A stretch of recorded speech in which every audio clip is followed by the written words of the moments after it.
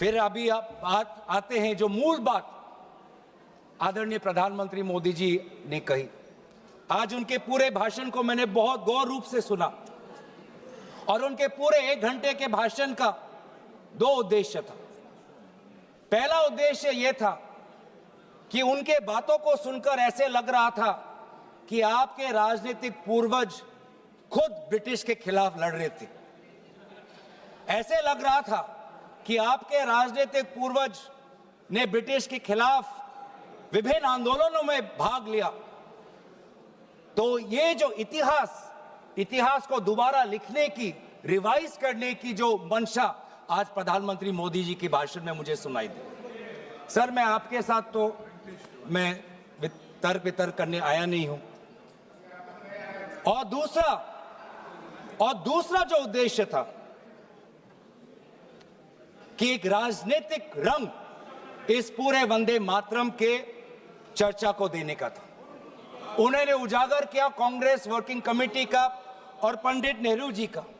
और ये एक आदत है सर, ये मेरे पास एक टेबल है कि जब जब प्रधानमंत्री मोदी जी किसी भी विषय पे बोलते हैं तो पंडित नेहरू जी का नाम कितने बार लेते हैं और कांग्रेस पार्टी का नाम कितने बार लेते हैं। मैं बस एक ही उदाहरण देना चाहता हूं कि इससे पहले ऑपरेशन सिंदूर का डिबेट में हमने आदरणीय प्रधानमंत्री मोदी जी को सुना। क्या आप जानना चाहेंगे कि पंडित नेहरू का नाम कितने बार उन्होंने लिया? 14 बार। ऑपरेशन सिंदूर पे 14 बार उन्होंने पंडित नेहरू का नाम लिया। और कांग्रेस पार्टी का कितने बार? 50 बार। वैसे ही जब संविधान का 75th एनिवर्सरी मनाया जा रहा था तब 10 बार पंडित नेहरू जी का नाम लिया और 26 बार कांग्रेस पार्टी का। उस प्रकार से जब 2022 में जब राष्ट्रपति अभिभाषण पे प्रधानमंत्री मोदी जी अपना बात रख रहे थे तो 15 बार पंडित नेहरू का नाम लिया। 2020 में, सर मैं आपके साथ तर्क वितर्क नहीं करने आया सर, 2020 में जब राष्ट्रपति अभिभाषण पे प्रधानमंत्री मोदी जी ने भाषण दिया तो 20 बार पंडित नेहरू का नाम लिया।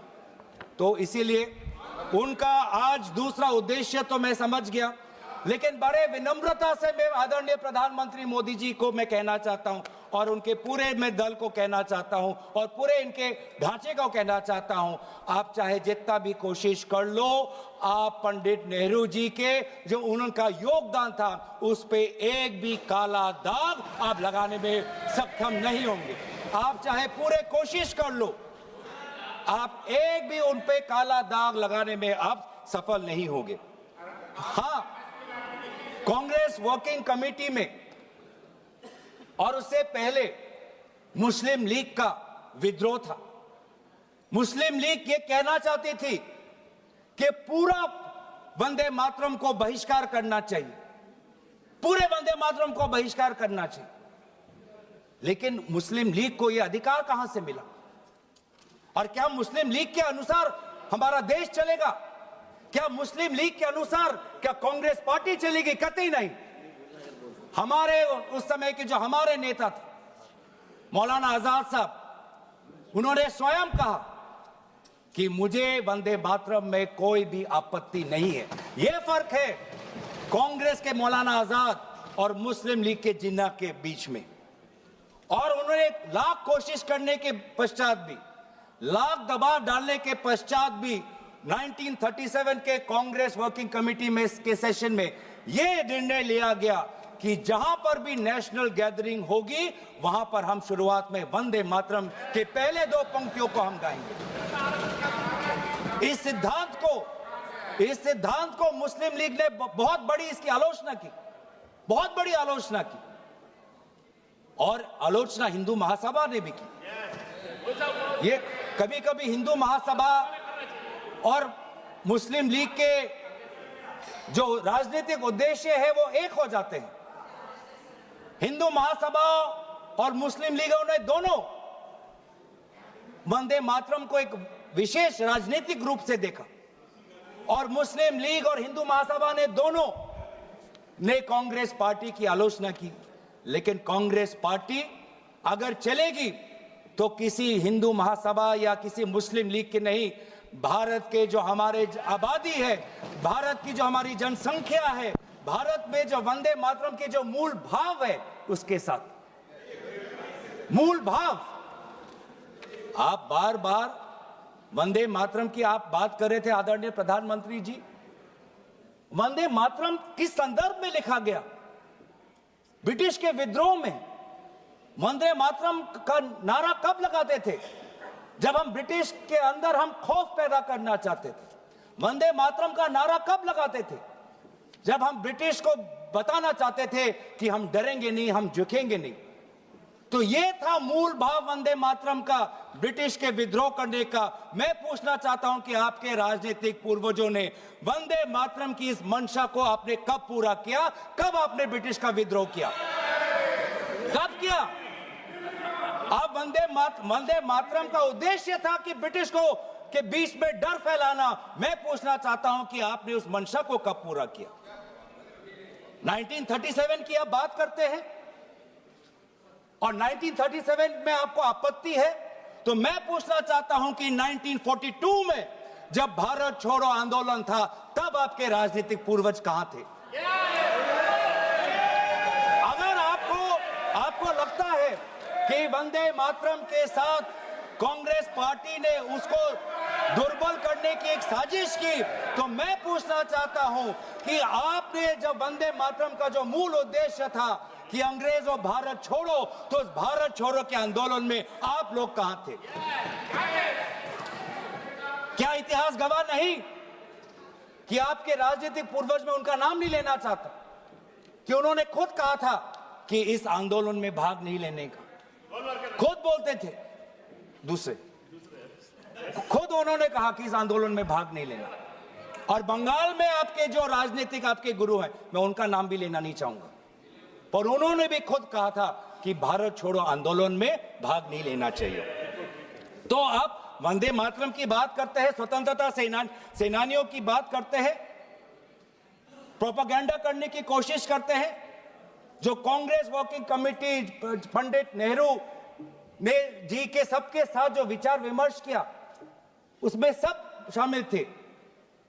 उसमें शामिल थे रविंद्रनाथ टैगोर जी, जिन्होंने स्वयं कहा कि जो पहले दो स्टैंजाज हैं वो इतने मधुर हैं, उसमें इतनी ताकत है, जो पूरा सारांश है वंदे मातरम का, वो पहले दो स्टैंजाज में।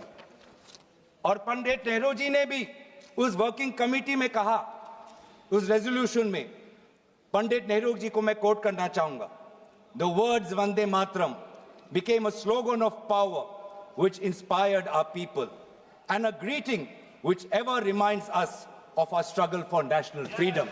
ये है पंडित नेहरू जी और कांग्रेस पार्टी की मूल भाव वंदे मातरम के पक्ष में।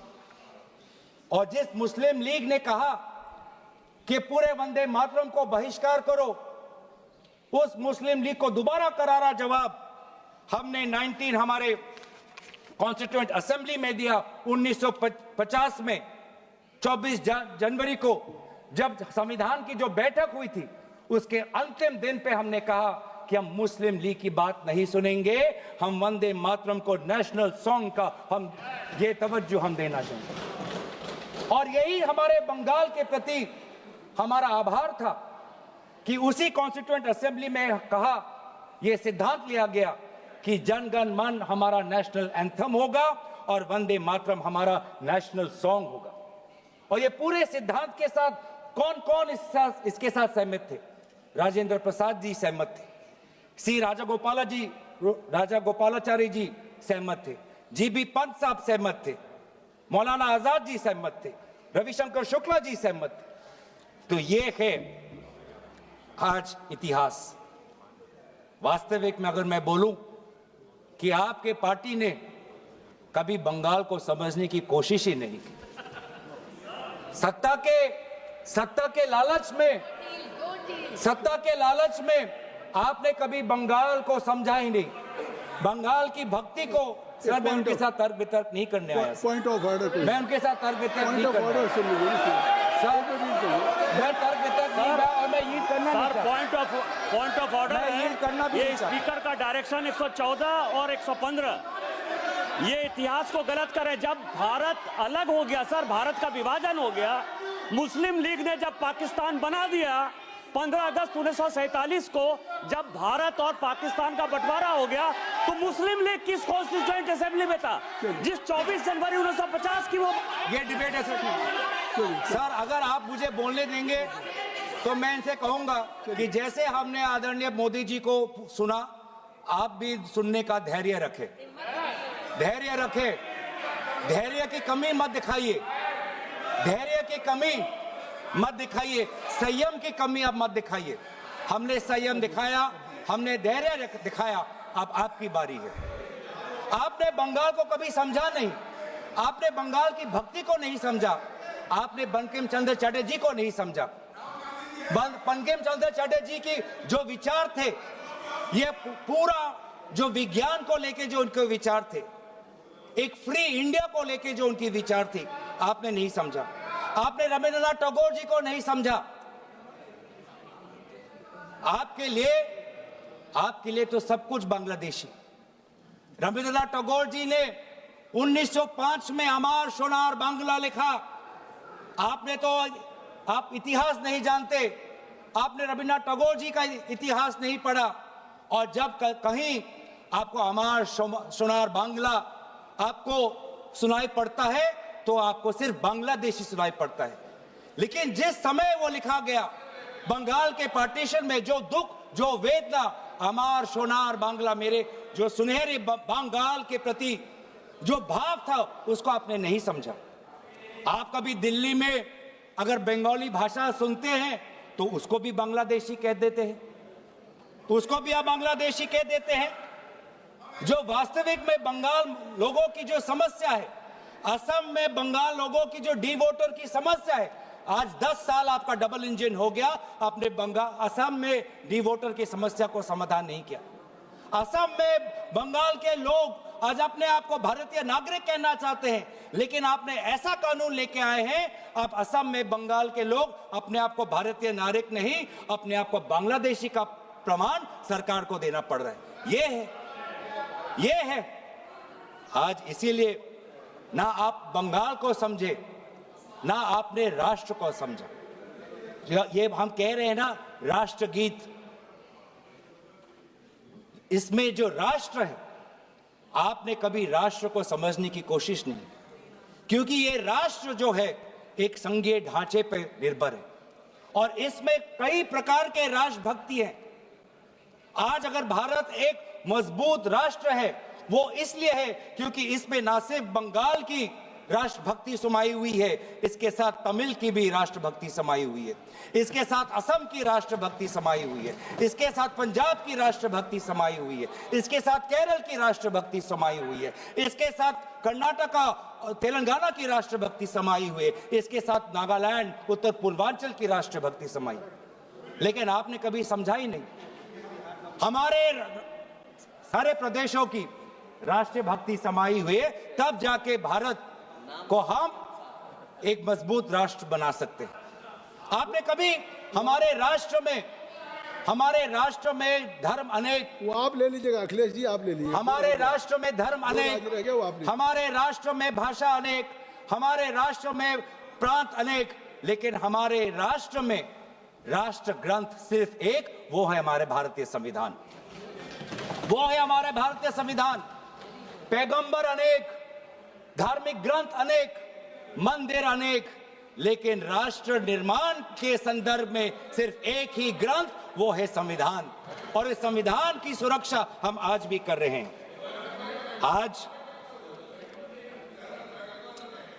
आज राष्ट्र की बात आप करते हैं, मैं पूछना चाहता हूं कि आपने जो हमारा नेशनल एंथम है, आप चाहते थे कि वंदे मातरम हमारा नेशनल एंथम बने, लेकिन जब पूरे देश ने जनगण मन को नेशनल एंथम, रविंद्रनाथ टैगोर जी के द्वारा रचित जनगण मन को नेशनल एंथम का तवज्जो दिया, तो आपके राजनीतिक पूर्वजों ने लगभग 52 साल आपने ना राष्ट्रीय तिरंगा आपने अपने शाखाओं में लगाया, ना राष्ट्रीय नेशनल एंथम अपने शाखाओं में कहा। आप राष्ट्र की बात करते हो, ना नेशनल एंथम को आपने तवज्जो दी, न भारत के तिरंगा को आपने तवज्जो दिया। आप क्या राष्ट्र की बात करते हो? लेकिन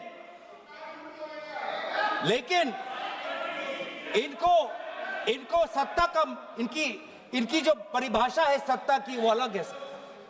इनको लगता है कि अगर सत्ता मिल गया तो पूरे राष्ट्र पर ये शासन चलाएंगे। यही फर्क है, मैं समझ, यही। धन्यवाद संजय जायसवाल जी, धन्यवाद। क्योंकि हमारे लिए सत्ता शासन का नहीं, हमारे लिए सत्ता सेवा का माध्यम है, सेवा का माध्यम। ये फर्क है। ये संजय जी को आप धन्यवाद दे रहे हैं। ये फर्क है। ये संजय जी को आप धन्यवाद। आपके साथ तो मैं नहीं करने, आपके साथ तो नहीं करना। ये फर्क है राजतंत्र और लोकतंत्र में। राजा शासन करना चाहता है और सेवक भारत के संविधान को सेवा करना चाहता है। ये फर्क है राजा और सेवक में। और आज यही हम देख रहे हैं कि आज हमारे भारत के लोग अनेक समस्या उठा रहे हैं, लेकिन उस समस्या का एक भी उल्लेख नहीं। सर, आज अगर हम राष्ट्र की बात कर रहे हैं, राष्ट्र के प्रति हमारे भक्ति की बात कर रहे हैं, राष्ट्र के प्रति आपकी सेवा के लिए धन्यवाद। सभापति महोदय, थोड़ा मुझे सुनिए। सभापति महोदय, मुझे हम राष्ट्र के प्रति हमारे कर्तव्य की बात के प्रति हमारे कर्तव्यों की हम बात कर रहे हैं।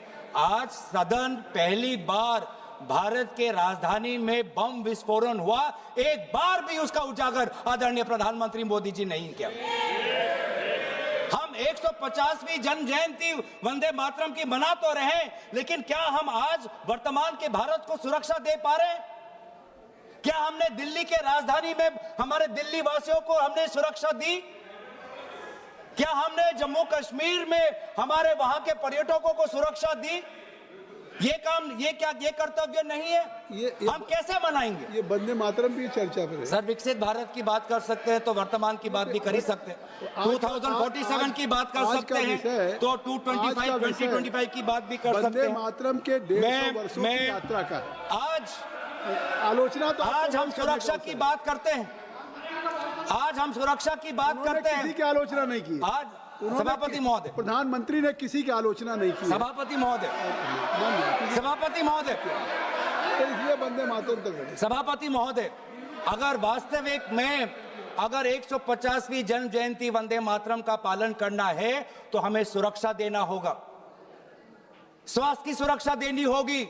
आज दिल्ली में, पूरे उत्तर भारत में, गंगा तट पे जितने भी लोग हैं, किसान हो, श्रमिक हो, आज वो वायु प्रदूषण के कारण आज उनका वो सांस नहीं ले पा रहे।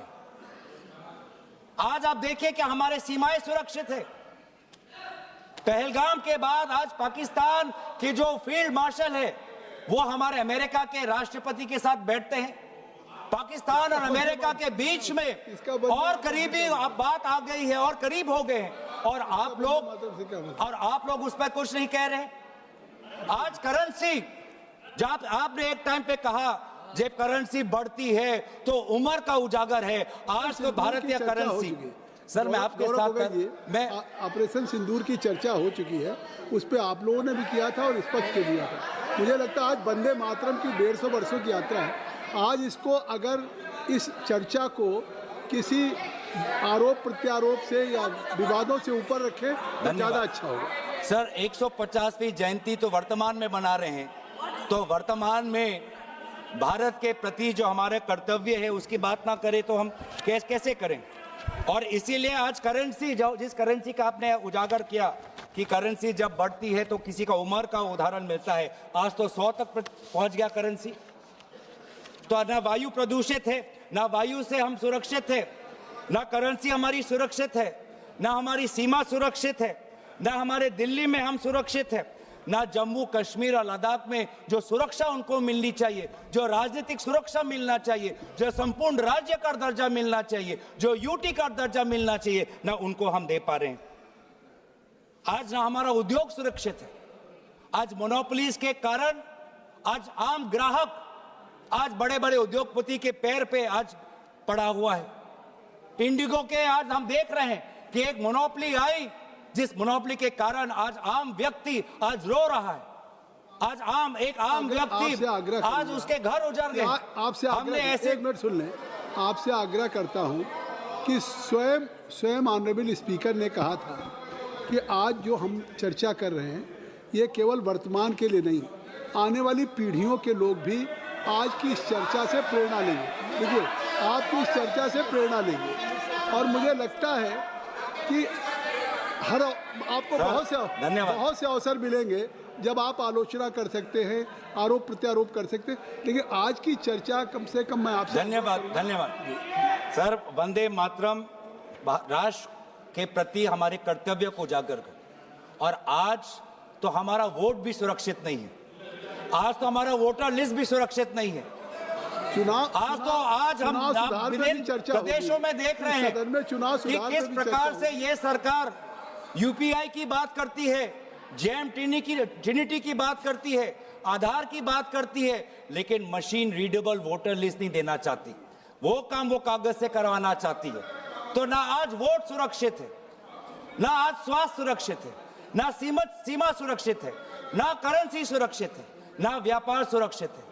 ऑनलाइन कॉमर्स आने के बाद आज भारत का वो छोटा दुकानी, आज वो मध्यम वर्ग का दुकानी आज पूरा तहस नहस हो गया। आज इसके ऊपर ये हमारी सरकार क्या कर रही है?